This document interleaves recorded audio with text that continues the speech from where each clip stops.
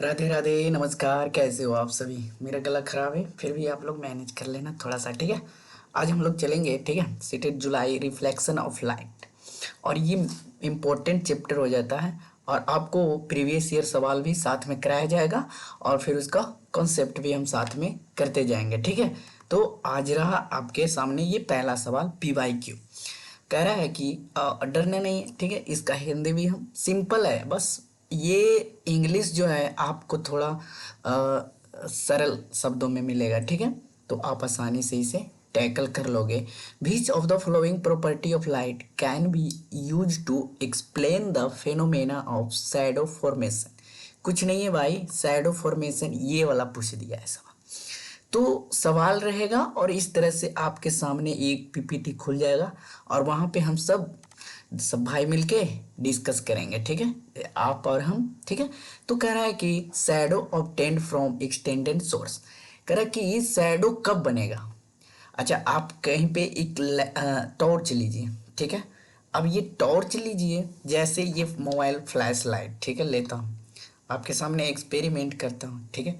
ये flash light जल रहा है, ये फ्लैश लाइट है। अब ये इसका छाया कहाँ बनेगा? इसका छाया इसके पीछे बनेगा। और ये जो आपके सामने ऑब्जेक्ट दिख रहा है, ये कैसा है? अपारदर्शी। ये कैसा है? अपारदर्शी है, ठीक है। ये अपारदर्शी है, इसीलिए तो ऑब्जेक्ट बन रहा है ना, अथी छाया बन रहा है। अगर ये पारदर्शी रहता तो ये लाइट पार हो जाता, तो छाया जो है नहीं बनता, ठीक है। तो इससे क्या समझ में आया कि पहले तो ऑब्जेक्ट जो होना चाहिए ओपेक क्यों होना चाहिए। यहाँ देखिए, अपारदर्शिता होना चाहिए उसमें, ठीक है। ये बॉल है, फुटबॉल है, स्फेरिकल है, जो कि पूरा भरा हुआ है। अब ये सोर्स ऑफ लाइट टॉर्च है, टॉर्च पे जलाएं तो ये लाइट जो गमन किया स्ट्रेट लाइन में गमन किया। कैसे किया? स्ट्रेट लाइन में गमन किया। अब ये गमन किया, फिर शैडो कहाँ बना इस पे? ये जो यहाँ पे हम एक कपड़ा डाल दिए थे, शैडो इस पे बन गया। देखिए इतना बड़ा गोल शैडो बन गया, ये शैडो के है, ठीक है।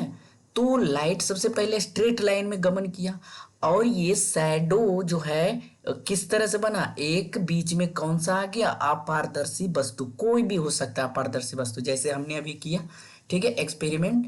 तो उस तरह से यहाँ देखिए ये बॉल लटका हुआ है। अब यहाँ पे कहीं से सोर्स ऑफ लाइट होगा। अब ये लाइट जो है ये इस पे हम जो है प्राप्त कर रहे हैं इसका बिंब, प्रतिबिंब है ना, प्रतिबिंब प्राप्त कर रहे हैं। यानी कि shadow are form due to phenomena of linear propagation of light. यानी कि ये लीनियर लाइट है, जैसे यहाँ से लाइट आता गया आता गया आता गया, ठीक है। तो ये कह रहा है सीधा तौर पर कि लाइट जो गया स्ट्रेट लाइन गया और बीच में ओपेक वस्तु आया, अपारदर्शी वस्तु आया। अपारदर्शी वस्तु जिस शेप का था उस शेप का वहां पे इमेज यानी कि छाया बना। तो ये क्या हो गया? Shadow of light. तो हमारा सवाल यही था। तो ट्रेवल इन स्ट्रेट लाइन ये तो सही है। स्पीड पे डिपेंड किया? नहीं। लाइट जो जा रहा है यानी कि साउंड जो होता है स्पीड होता है। अब ये लाइट स्पीड होता है लेकिन यहाँ पे उतना मायने नहीं रखता है, ठीक है। Light is composed of 7 colour. अच्छा, ये जो शैडो बनाने के लिए 7 कलर की जरूरत थी? नहीं, ठीक है। Light does not pass through opaque object. हाँ, अपारदर्शी वस्तु पे जो है बस अब क्या लाइट नहीं पार हो रहा था। तो हमारा आंसर ए एंड डी हो जाएगा। इसका ए एंड डी ऑप्शन 2 आ गया, ठीक है। सबको क्लियर है कॉन्सेप्ट? अब अगला सवाल इसके स्क्रीन पर ये रहा। कह रहा है if the angle between normal and incident ray is 30 degree, the angle between incident ray and reflected ray. घबराइएगा नहीं दोस्तों, इंसिडेंट रे रिफ्लेक्टेड रे जैसे आप लोगों ने लॉ ऑफ रिफ्लेक्शन पढ़े रखे होंगे, ठीक है। यहाँ पे सिर्फ है जो सवाल किया जाएगा और उसका रिलेटेड कॉन्सेप्ट बता दिया जाएगा। जब आपने पढ़े होंगे कि the angle of incident equal to the angle of reflection होता है, यानी कि इंसिडेंस जो होता है रिफ्लेक्शन के इक्वल होता है और बीच में एक क्या होता है? नॉर्मल रे होता है, ठीक है। एक बीच में नॉर्मल रे होता है। तो the incident ray and the reflected ray and the normal are all in the क्या होता है? ये सेम प्लेन में होता है, एक ही पॉइंट पे होता है, अगर आपको बोल दिया जाए इंसिडेंट रे, नॉर्मल रे एंड रिफ्लेक्टेड रे एक ही बिंदु पे होता है या अलग अलग बिंदु पे होता है, तो आप क्या कहिएगा? एक ही बिंदु पे होता है। ठीक है, मेरा गला खराब है, थोड़ा सा मैनेज कर लीजिएगा। अब ये एंगल ऑफ इंसिडेंस को आई से चिन्हित करते हैं और एंगल ऑफ रिफ्लेक्टेड को एंगल आर से चिन्हित करते हैं। तो आई इज इक्वल टू क्या होता है? एंगल ऑफ इंसिडेंस बराबर एंगल ऑफ रिफ्लेक्शन। अब ये जो एंगल होगा जितना, जैसे मान लो ये 30 डिग्री है तो ये भी 30 डिग्री होगा। और सभी को पता है कि ये किस तरह का एंगल है, ये राइट एंगल है। राइट एंगल कितना होता है? 90 डिग्री होता है। यदि कोई इसे बाइसेक्ट करता है तो ये क्या हो जाता है? बाइसेक्ट नहीं, कोई लाइन यहाँ से गुजरा, अगर ये 30 है तो ये कितना बच के आ जाता है? 60 बच के आ जाता है। ठीक है, अगर ये 60 है तो ये कितना बच गया? ये भी 60 बच गया। ठीक है, यानी कि हम कह सकते हैं कि एंगल ऑफ इंसिडेंट और एंगल ऑफ रिफ्लेक्टेड इक्वल होता है। और एंगल ऑफ रिफ्लेक्टेड किसके इंक्लाइन होगा? प्लेन मिरर के। और सापेक्ष किसके होगा? प्लेन मिरर के सापेक्ष एंगल ऑफ जो भी बच गया, ठीक है, लाइन, ये मतलब एंगल ऑफ इंसिडेंस मिरर के सापेक्ष और एंगल ऑफ रिफ्लेक्टेड मिरर के सापेक्ष इक्वल होगा। आए बात समझ में? ठीक है, इस पे भी सवाल रहेगा। अगर आपको कह दिया जाए कि एंगल ऑफ इंसिडेंस एंड ये मिरर है, उसके कोण जो है 50 डिग्री है, तब आपको ये बीच में angle of incident and angle of reflected रे के बीच का कोण बताना है। तो आप अभी हमने पढ़ा कि इंसिडेंस रे यानी कि मिरर के सापेक्ष जो होता है एंगल ऑफ रिफ्लेक्टेड मिरर के सापेक्ष क्या होता है? इक्वल होता है। Angle of incident theta, angle of reflected किसके? प्लेन मिरर के, मिरर इसमें पीपी लिख देंगे, यानी कि इक्वल। तो ये 50 डिग्री है तो ये भी 50। अब बच गया टोटल कितना होता है? 180 डिग्री का। सभी को पता है कि सप्लीमेंट्री एंगल कितना होता है? 180 डिग्री। Complementary angle 90 degree. तो संपूरक कोण 180 डिग्री, तो 50 50 100, ये कितना हो जाएगा? 80 डिग्री। टोटल दोनों मिला के कितना हो गया? 80 डिग्री हो गया। चलिए अब इस पे हम सवाल करते हैं। सवाल क्या था? If the angle between normal and the incident ray is 30 degree. तो पहले एक प्लेन मिरर बना लिए, ठीक है। अब इस पे कहा गया है कि एक इंसिडेंट रे आया, फिर यहाँ से एक रिफ्लेक्ट किया, तो ये इंसिडेंट है, ये रिफ्लेक्टेड है। अब कह रहा है कि ये नॉर्मल से कह रहा है, ये नॉर्मल से कह रहा है between normal and the incident, between normal and the incident ray is, ये दिया गया है 30 डिग्री।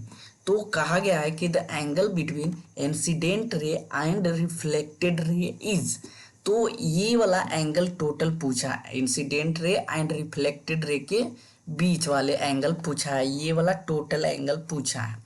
अगर ये हम सबको पता था कि I इज इक्वल टू क्या होता है?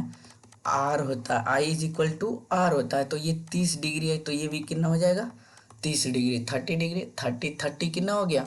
60 टोटल हो गया। तो हमारा यही पूछा है कि I जोड़ R बराबर कितना हो जाएगा? 60 डिग्री हो जाएगा। तो आंसर कितना हो जाएगा? 60 डिग्री। अगर यही पूछ देता तो हम सबको पता है कि ये 90 होता है, तो ये 30 है तो ये कितना हो जाएगा? 60। 60 30 90, 90 9 3 12 120, तो ये कितना हो जाएगा? 60। ठीक है, अब समझ में आ गया। अगला सवाल ये रहा, which of the statement given below is true regarding the image formed in plane mirror। ठीक है, अब प्लेन मिरर की बात करते हैं। तो प्लेन मिरर ये देखिए, सबसे बड़ा इंस्टीट्यूट आकाश इंस्टीट्यूट से हमने ये उठा लिया है, आपको कोई शक भी नहीं होना चाहिए।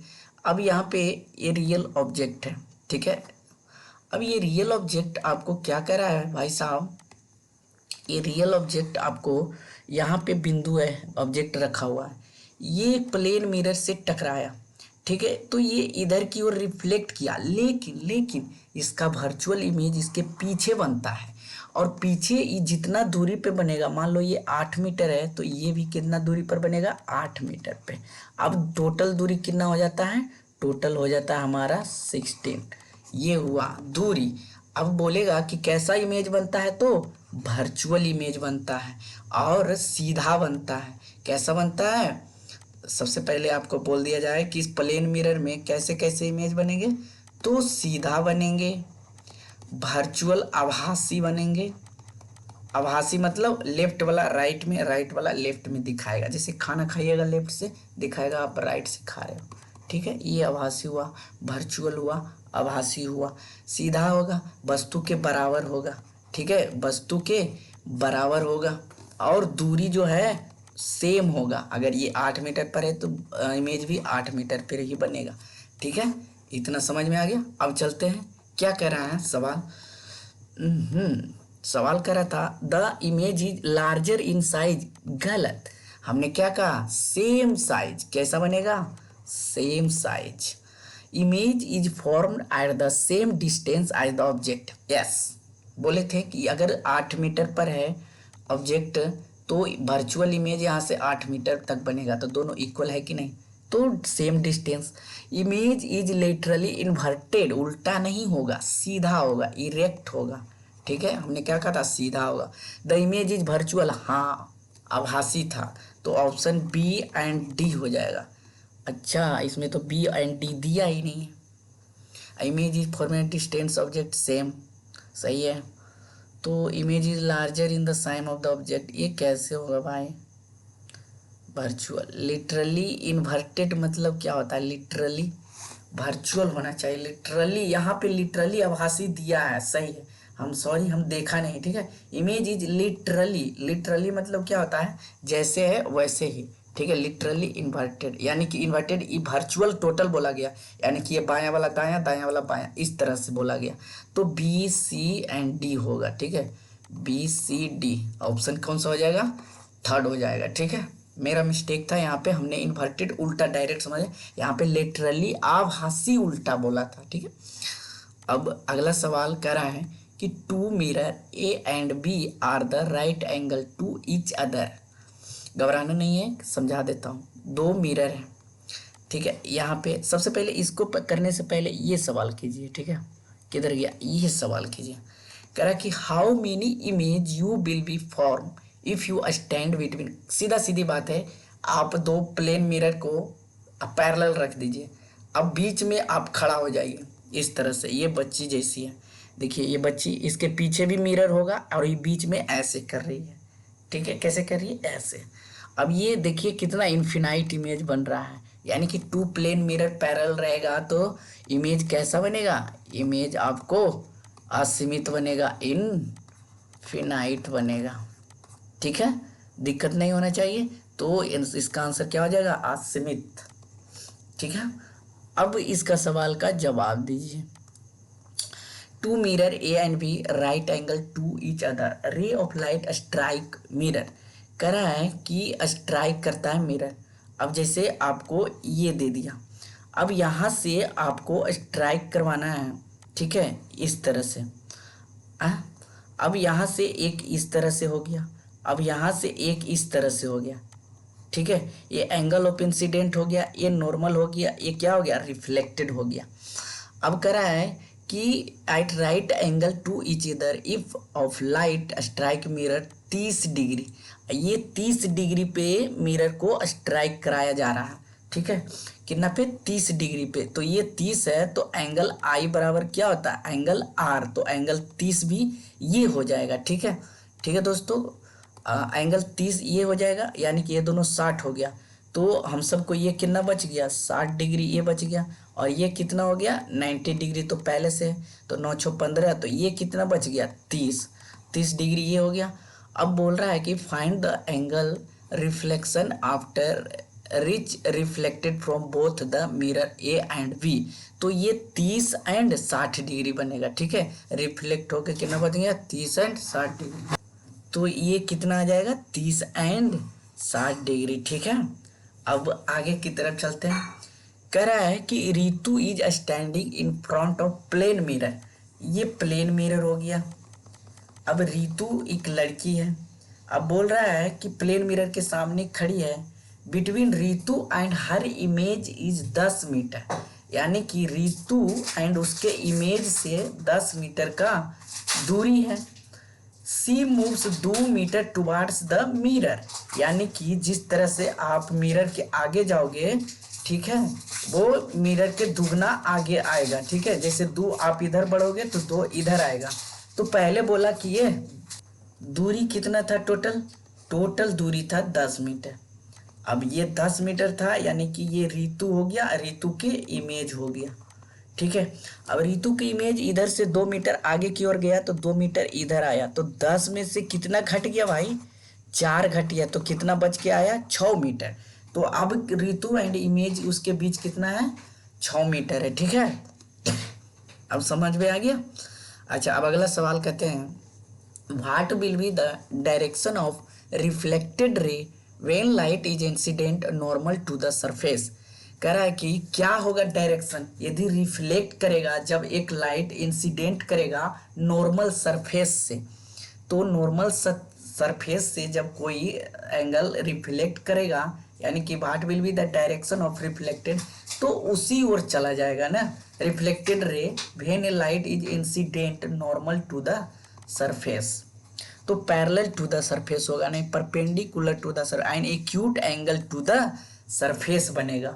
अच्छा, एब्ट्यूज एंगल कब कर सकते हैं, जब 90 डिग्री से बड़ा हो। तो लेकिन यहाँ पे कह दिया है normal incident normal to the surface. अगर यही नहीं देता, बोलता टोटल, तो ऑब्ट्यूज हो सकता था, ठीक है। तो एक्यूट एंगल हो सकता है, ऑब्ट्यूज भी होगा जब नॉर्मल नहीं बोलेगा तब। तो ये हम लोगों ने कर रखा था। अच्छा, ये सवाल अच्छा है, बहुत ही बढ़िया सवाल है। कह रहा है the image of distant colour object form in A pin hole camera is always. तो पिन होल कैमरा आप लोग देखे हो, पिन होल कैमरा किधर गया, याद देखो। यदि आप एक बॉक्स बना लो, ट्रांसलूसेंट स्क्रीन जिसे कहते हैं, उसके अंदर एक छोटा सा पिन होल कर दो। अब ये पिन होल से ये इमेज बनेगा पेड़ का, बहुत ही छोटा, इन्वर्टेड बनेगा। इन्वर्टेड मतलब हम बोले थे ना उल्टा होता है, इन्वर्टेड बनेगा, यानी कि उल्टा बनेगा। और किधर बनेगा, वस्तु से छोटा बनेगा, वस्तु से कैसा बनेगा, छोटा बनेगा। तो बस यही पूछा है सवाल, ये वर्चुअल बनेगा नहीं, आभासी वास्तविक उल्टा, हाँ real inverted black and white and diminished छोटा, ठीक है, यही बनेगा। अच्छा, अब क्लेडियोस्कोप और पेरिस्कोप के बारे में जान लेते हैं। पेरिस्कोप ये जो है आप कहाँ यूज करते हो, जब आप सबमरीन में रहते हो, पानी के अंदर वाले जहाज में। तो यानी कि ऊपर की हालात को जानने के लिए नाव थी जो कमांडो होते हैं, है ना, नेवी कमांडो, वो अंदर से देखते हैं पिन होल कैमरा लगा के। तो ये वस्तु इस तरह से दिखती है। ये 2 मिरर रहते हैं, प्लेन मिरर, एक 45 डिग्री पे और ये 45 डिग्री पे, यानी कि 2 प्लेन मिरर रहते हैं। कितनी डिग्री पे रहते हैं, 45 डिग्री पे लगा दिए जाते हैं। अब ये पौधा यहाँ पे रिफ्लेक्ट करके सीधे ये मिरर पे रिफ्लेक्ट करेगा, फिर आपको आंखें तक पहुँचा देगा ऑब्जर्वर के पास। तो ये हाइट ऑफ डिस्टेंस के ऊपर रहता है। Object to be seen here, जैसे पौधा दिख रहा है ठीक उसी तरह से आपको दिखेगा। अब ये होता है क्लेडियोस्कोप। क्लेडियोस्कोप क्या होता है, ये small pieces of coloured glasses यहाँ पे डाल देता है। बनाने का तरीका, एक ग्राउंड ग्लास डिस्क यहाँ पे लगा दीजिएगा, एक डिस्क यहाँ पे एक स्मॉल होल कर दीजिएगा छोटा सा, फिर कार्डबोर्ड ट्यूब लगाइएगा, फिर कार्डबोर्ड ट्यूब यहाँ पे बाहर लगा दीजिएगा, फिर यहाँ पे 3 मिरर स्ट्रिप्ट दीजिएगा, ठीक है। कैसा दीजिएगा, 3 मिरर जो है प्लेन मिरर ऐसे लगा दीजिएगा। तो क्लेडियोस्कोप में कहागा कि कितने मिरर होते हैं प्लेन, तो 3 होते हैं।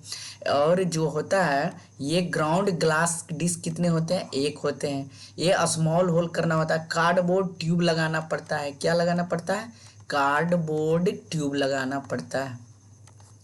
तो और यहाँ पे small pieces of colour glasses, यानी कि बहुत सारे कलर्ड में ग्लासेस वहाँ पे रख देते हैं, ठीक है। तो ये हमारा बन जाता है क्लेडियोस्कोप कंस्ट्रक्शन, ठीक है भाइयों। अब 20 मिनट का वीडियो भी बन गया। वीडियो बड़ा भी नहीं रहना चाहिए क्योंकि आप लोग तो बोर हो जाते हो। अगर आपको अच्छा लगता है तो कमेंट लाइक शेयर ज़रूर करें ताकि हमें मोटिवेशन मिले। और आप लोगों के लिए जो है सीटेट साइंस और बीपीएससी करा रहा हूँ, तो प्लेलिस्ट आप लोग चेक करते रहिए, प्लेलिस्ट अपडेटेड हो गया है। और इसका पीडीएफ जो है आपको RCTGT एकेडमी टेलीग्राम चैनल पे मिल जाएगा। ठीक है दोस्तों, तो यहीं तक आज हम लोग क्लास रखते हैं, मिलते हैं नेक्स्ट वीडियो में। धन्यवाद।